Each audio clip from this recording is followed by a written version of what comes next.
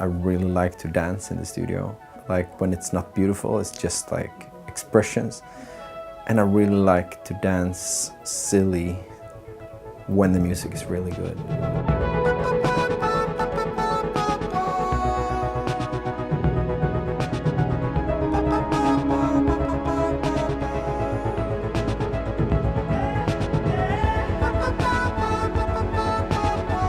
For me, it's very important to make music that's not trendy. I think it's impossible for someone to not make music that's influenced by its time, but I really try to avoid things that are too much.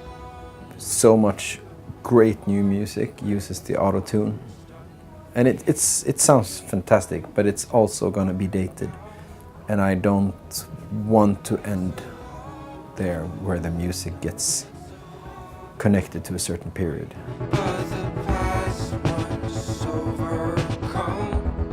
I think listening to it in headphones, it's how I make the music, and I think I have had this idea of really being generous with details, and I spend a lot of time with it. It's filled with little secrets and surprises, but you can't hear it in a big PA like that. You have to have headphones and pay attention to it.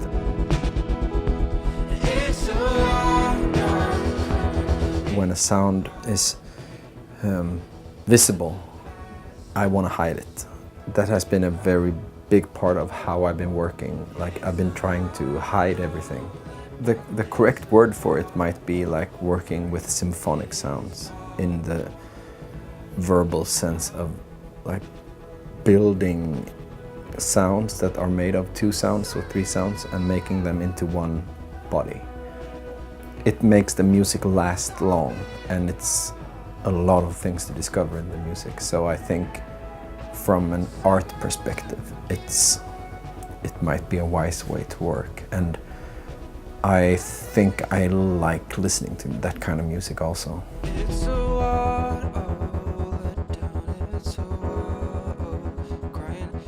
I met a guy, a Swedish artist, that he proudly said, "I don't have a computer, it's great for my creativity." But for me, it's the opposite.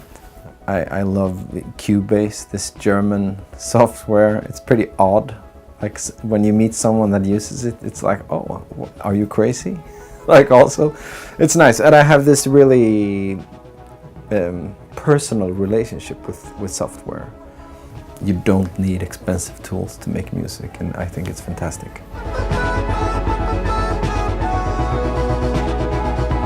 I really don't care about vinyl for the sound, but I care about the connection between me and the listener, and how that I can scribble on it and I can give someone the music, or they can buy the music, and it becomes important because it's in a box.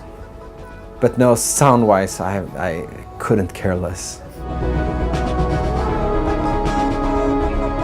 It's said that the brain can only handle 3 different motifs at one time, and my music is pretty crammed with sound, and I don't think it's a good idea to work that way. So I'm in a process now to start writing music that's from the very beginning is defined by fewer sounds.